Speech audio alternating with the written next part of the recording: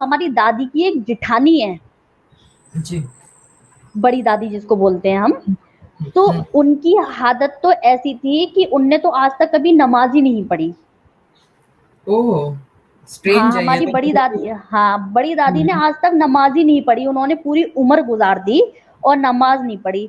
यहाँ तक कि जब वो मरी थी तो उनके प्राण निकल नहीं रहे थे। ठीक है, तो दादी की अंदर की अंतरात्मा ये बोल रही थी कि एक हाँ। बार जो है आप भागवत कथा करा दो। ठीक है, तो मतलब ओह। उनकी, हाँ, भागवत कथा करा दो, फिर मेरे प्राण आसानी से निकल जाएंगे। तो अच्छा। फिर मतलब उनकी बेटी थी, उनके, हमारे जो बड़ी दादी थी उनके कोई बेटा नहीं था। तो उनकी बेटी ने कहा कि हम मुस्लिम मतलब कॉलोनी में रहते हैं, हम यहाँ पर भागवत कथा कराएंगे तो लोग बाग हमें निकाल के फेंक देंगे, क्योंकि गांव में तो हम्म। अब रहता नहीं है कोई।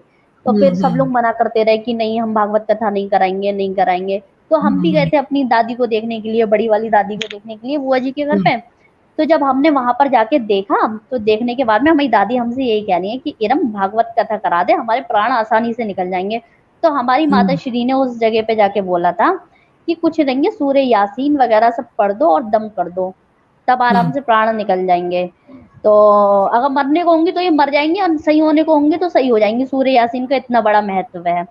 तो फिर हम्म। हमारी बुआ वगैरह लोगों ने हाफिज साहब को बुला के उनको पढ़वाने की कोशिश भी की थी, लेकिन ऐसा नहीं हुआ कि उनके प्राण निकल जाते आसानी से।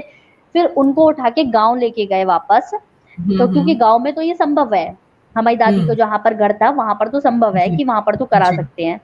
तो फिर उनको जब वहां पर लेके गए दोबारा वापस, वहां पर उन्होंने भागवत कथा करवाई, करवाने के बाद में पूरी भी नहीं सुन पाई थी वो, और उसके बाद में उनके आसानी से प्राण निकल गए। ओह माय गॉड, रियली ये तो मतलब बहुत ही आश्चर्य की बात है ये। मतलब सुन के भी रोंगटे खड़े हो रहे हैं कि देखो किसी की जान इस चीज में अटकी हुई है, और जब वो उसे मिल जाता है तो वो कैसे अपना प्राण उनके निकल गए। तुरंत छोड़ दिए ये थे, तुरंत छोड़ दिए थे, तुरंत। ओह माय गॉड, उनकी रियली आस्था थी उसमें भाई। बहुत आस्था होगी यहाँ तो। हम्म, कहलाने के लिए तो मुसलमान कहला ही होंगी, लेकिन दिल से तो सनातनी ही होगी, जो भी होगी। बिल्कुल कभी बिल्कुल, हाँ नमाज हाँ। पढ़ी। मेरे बड़े दादाजी ने कभी आज तक मांस मदरा नहीं खाया, बिल्कुल भी छुआ नहीं कि कैसा होता है। अगर उसका, हमारी दादी धोखे से भी चम्मच भी डाल देती थी तो मेरे दादाजी क्या करते थे, सब्जी फेंक देते थे।